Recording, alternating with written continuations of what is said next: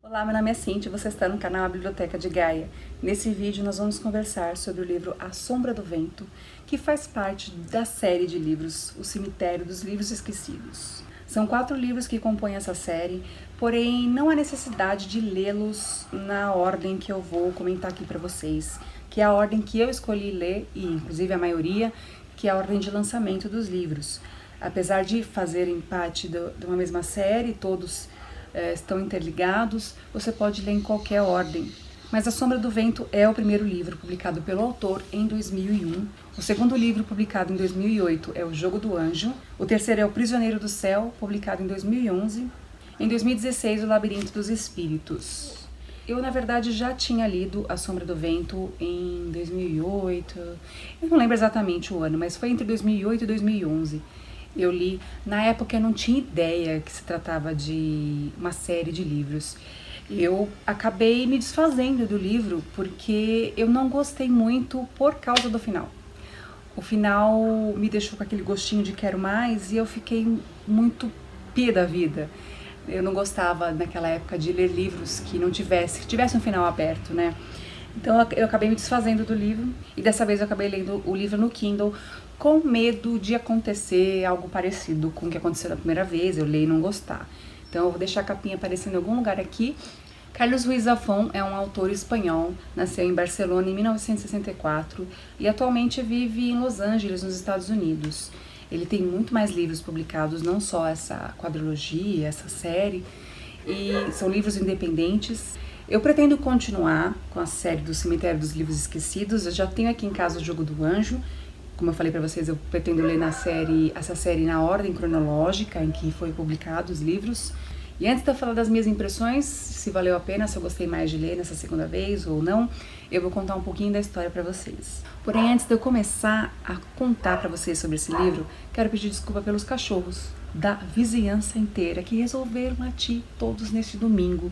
Então me desculpem, mas não tem como evitar, eu preciso gravar esse vídeo hoje. Então, a história do livro começa com o Daniel contando um momento em que ele está conversando com o pai, numa situação de desespero, porque ele já não lembra o rosto da mãe.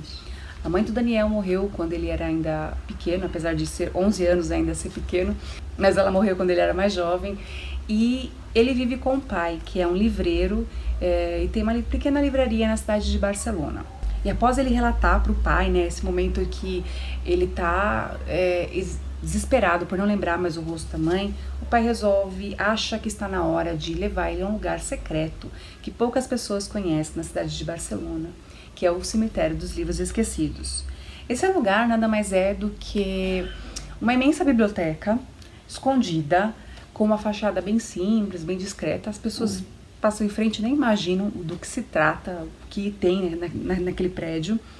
Mas lá é um verdadeiro labirinto de livros, com estantes enormes, todos livros esquecidos, de autores que não fizeram sucesso, de livros que nunca mais foram publicados, enfim, não são os livros muito conhecidos. E aquela biblioteca armazena praticamente todos esses livros. E o propósito desse lugar é manter vivo as obras desses autores que escreveram, mesmo que nunca mais tenham escrito nada ou que nunca mais venha a ser reproduzido aquele livro. Toda vez que uma pessoa entra pela primeira vez no Cemitério dos Livros Esquecidos, ela pode escolher um livro e levar para protegê-lo.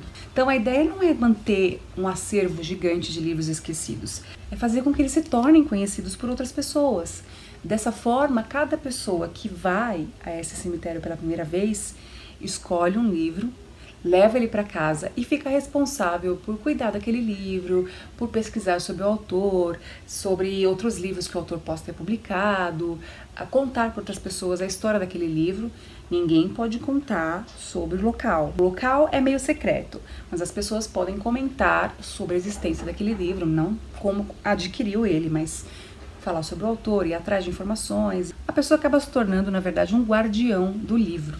E isso acontece com o Daniel, ele passa por algumas prateleiras, ele vê livros bonitos, livros mais simples, porém, o que chama mais a atenção dele é um livro cujo título é A Sombra do Vento. O autor se chama Julián Caras. Eu não faço a mínima ideia se essa é a pronúncia correta do nome desse autor, do livro, né? Esse autor fictício.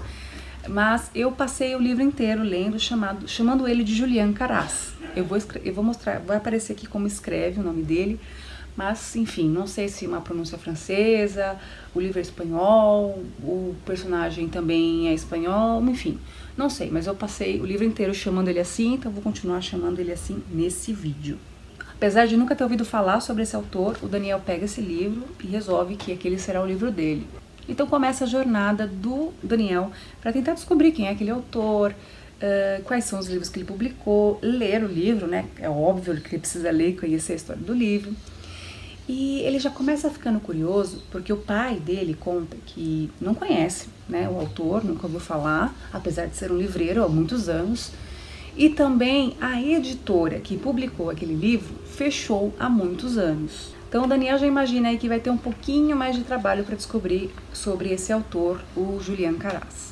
Mas diz que pode ajudá-lo apresentando ele a uma outra pessoa que também é um livreiro, que conhece muito mais títulos, livros mais antigos, livros raros, do que o próprio pai do Daniel, o Semperi.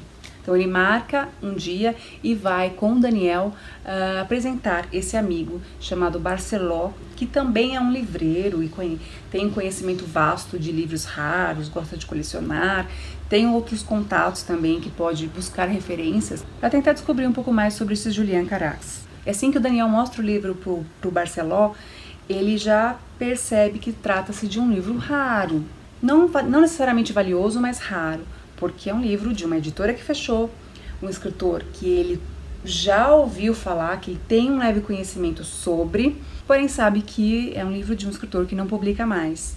E ele tenta comprar esse livro do Daniel, mas o Daniel, apesar de muito jovem, da oferta ser muito tentadora, ele recusa e diz que ele quer apenas saber informações sobre o autor do livro, mais nada, ele não vai vender. Então o Barceló pede para ficar com o livro por uns dias, para tentar ir atrás de mais informações, e promete devolver o livro para o Daniel normalmente e contar o que ele descobriu. Como é alguém conhecido do pai, o Daniel aceita. Quando o Daniel marca para reencontrar o Barceló, ele acaba descobrindo que esse Julián Caras é uma pessoa que não vendeu muitos livros, não fez muito sucesso, apesar de ter publicado livros muito bons, e vai contando para ele a história, as informações que ele descobriu. E um fato curioso é que a editora que publicou os livros do Caras foi vítima de um incêndio, um grande incêndio que devastou toda a editora e acabou destruindo todos os exemplares que existia dos livros do Caras. E depois disso, nenhum livro mais dele foi publicado, ele não foi visto em lugar nenhum e não se sabe o paradeiro dele. Então começa a jornada do Daniel para tentar descobrir sobre esse autor. Então ele gostou do autor, do Julián, ele quer ir atrás dos outros livros, ele quer ler as outras obras do Julián, mas ele percebe que vai ter uma grande dificuldade, já que ninguém tem os livros, não se sabe o paradeiro do autor, enfim, ninguém não tem o endereço, etc. E a gente vai acompanhando com ele essa história. Mas essa história não é a única. O autor consegue criar pequenas histórias de personagens que vão surgindo ao longo da narrativa para ajudar ou para apresentar novos fatos para o Daniel. Ele insere os personagens e cada personagem tem a sua própria história, e o autor vai mostrando pra gente isso, essas histórias desses personagens, que são muito interessantes também, e que quando liga tudo, e que quando junta todas essas histórias, o livro fica muito interessante. E a gente percebe que a história que o Zafón criou, na verdade, é uma grande engrenagem de outras histórias que vão se ligando uma com as outras ao longo da narrativa. Tinha praticamente recém-terminado a Segunda Guerra Mundial, a Guerra Civil Espanhola já tinha devastado toda a Espanha e ainda estava ocorrendo ali, ocorreria por mais alguns anos. Então ele narra pra gente uma Barcelona bem sombria, bem como a capa do livro, né? Eu não sei se todas as edições, eu não lembro agora se todas as edições têm essa capa meio cinza, meio apagada, meio tom de sépia, algo que lembra muito o passado, que dá um clima de mistério, mas também de muita tristeza, já que foi um período muito tenso, muito difícil para a história da Espanha. E a Barcelona que o Daniel vai trazendo pra gente, ela é muito parecida com o que a capa do livro traz. Ela tem essa coisa de sempre ser cinza, tem muitos momentos em que o Daniel praticamente só chove nesse livro. Toda hora que ele vai para um lugar ou outro, tá chovendo, ele se molha, ele fica encharcado, ensopado. E a gente vai conhecendo vários personagens completamente diferentes. O autor vai criando situações em que vão aparecendo esses personagens, alguns só apenas passam, a imensa maioria deles não são inseridos na história à toa. Eles acabam tendo uma certa importância para o que vai acontecer, para o desenrolar da história. Uma das coisas que eu mais gostei nesse livro são as referências literárias. Imagine você, o Daniel, ele é filho de um livreiro, né? Ele cresce no meio dos livros, e o Zafón vai colocando nessa história uma gama enorme de referências literárias de diversos autores, de diversas nacionalidades. E conforme o Daniel vai descobrindo mais sobre a história do Julián, ele acaba percebendo que a história do autor, do A Sombra do Vento, é tão interessante quanto qualquer outro livro de ficção que ele possa ler. É uma história cheia de drama, de mistério, de intriga. E o que eu estava falando para vocês sobre essa Barcelona cinza, que o Daniel vai narrando durante o livro, todos os cenários que ele passava, eu não conseguia ver cores. Quando via, uma tonalidade bem fraquinha, assim, mas a predominante era o cinza. E o mais engraçado é que isso tudo foi acontecendo, eu li o livro inteiro sem me dar conta de que eu estava imaginando na minha cabeça todos os lugares que o Daniel narra nesse tom de cinza, nesse tom meio destruído, meio sombrio, meio apagado. Mas ele justamente queria passar essa ideia de escuridão, de sombrio, por causa do período que a Espanha passava. Quanto mais o Daniel descobre sobre a vida do Julián Caraz, mais intrigado ele fica. Até mesmo porque ele acaba percebendo que existem vários elementos na vida do autor da Sombra do Vento, do Julián, que são elementos muito parecidos com o que acontece na vida dele. Acho que o personagem que mais me chamou a atenção nessa história toda foi o Fermín. O Fermín, ele é aquele personagem que vem para fazer a cola entre toda a história. Ele traz a pitada de humor, já que é uma pessoa muito engraçada, tem um jeito muito bem-humorado de ver a vida, de fazer as coisas, mas também é um cara que sofreu bastante, ele foi vítima, ele sofreu na pele parte do problema que a guerra trouxe, mas ele era um personagem muito bem-humorado. O Daniel conhece ele sendo um morador de rua, e ao longo da história ele vai mudando tanto, mas em nenhum momento ele perde o bom humor.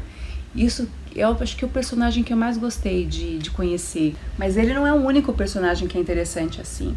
À medida que o Daniel conhece a história do Julián, ele vai indo atrás de figuras que fizeram parte da história dele, que também são muito interessantes. Além do Fermín, o que eu mais gostei nessa história é de um casarão que pertence à família do melhor amigo do Daniel, o Tomás Aguilar. O pai dele, se eu não me engano, é um grande corretor de imóveis, tema imobiliário, enfim. Ele trabalha com administração de imóveis e ele tem, entre a sua cartela de imóveis a serem comercializados, um casarão imenso, abandonado há muitos anos. Por alguns motivos, eu não vou entrar em detalhes para não estragar a história, não virar spoiler, o Daniel vai até esse casarão e conhece, anda por dentro. Eu gosto muito de casas antigas, de casas com história, de casarões, sabe aquela coisa de abandonado? Não assombrado, tá? Mas normalmente esses casarões abandonados são todos cheios de histórias de serem assombrados. Mas eu gosto desses casarões antigos. E o que o Daniel vai descobrindo sobre esse casarão, eu já fiquei assim, apaixonada. Então, meus personagens favoritos desse livro foram o Fermín e o casarão. Sim, o casarão acaba sendo um personagem. Sim, porque muita coisa acontece naquela casa que ao longo do livro a gente vai descobrindo junto com o Daniel. Então acabou se tornando um personagem favorito pra mim também. Mas infelizmente eu não posso falar mais sobre o livro. Qualquer coisa que eu disser agora vai ser um spoiler, ou pode não ser um spoiler, mas enfim, alguém considerar como informação desnecessária. É legal você ler e descobrir. É um livro que você lê rápido, porque a história te prende de uma forma que você não consegue parar enquanto você não descobre. Ao final de cada capítulo tem aquele fechamento do capítulo que deixa uma pulguinha atrás da orelha. Não são todos os capítulos assim, tá? Eu sei que tem gente que não gosta de livro que o capítulo te dá a sensação de preciso ler o próximo agora, não vou aguentar esperar. Mas esse livro tem vários capítulos que são assim, mas não são todos. Por tudo que eu disse até agora, vocês devem ter percebido que eu gostei muito dessa releitura. Foi sensacional, 1000 vezes melhor do que a primeira. Então pretendo sim continuar com essa série, já tenho o Jogo do Anjo aqui na estante. Me conta aqui se você já leu esse livro, se você já leu a série, se você já leu outros livros do autor também, se você gostou, se você pretende ler. Compartilha um pouquinho o que você sabe sobre os livros do Zafón, ou sobre esse livro, ou sobre a série do Cemitério dos Livros Esquecidos. Quem sabe, ouvindo o comentário de vocês, eu não fique mais instigada a continuar essa história o quanto antes e não comece aí, fure a fila e comece a ler o Jogo do Anjo. Lembrando só que no mês de janeiro não teve livro, a gente começou o projeto em fevereiro. O vídeo referente ao livro de fevereiro é esse, do Carlos Ruiz Zafón, A Sombra do Vento, representando a Espanha. Mas com esse vídeo no ar eu consegui atualizar e manter em ordem a listinha. Todos os livros que eu ler para esse projeto Lendo o Mundo terão vídeos. A Sombra do Vento, representando a Espanha. A Fantástica Vida Breve, de Oscar Hall, representando a República Dominicana. O Jogo da Amarelinha, representando a Argentina. E o mês que vem, no segundo domingo de junho, eu solto o vídeo de Os Buddenbrook, do Thomas Mann, para representar a Alemanha. E se você quiser saber até onde vai essa lista, quais livros eu vou ler a cada dia, confere o vídeo do projeto Lendo o Mundo para você conhecer o que livro eu li cada mês e eu vou ler até o final do ano. Na verdade, está programado até vídeo para esse projeto até janeiro de 2021. A gente se vê então no próximo vídeo, aqui na Biblioteca de Gaia.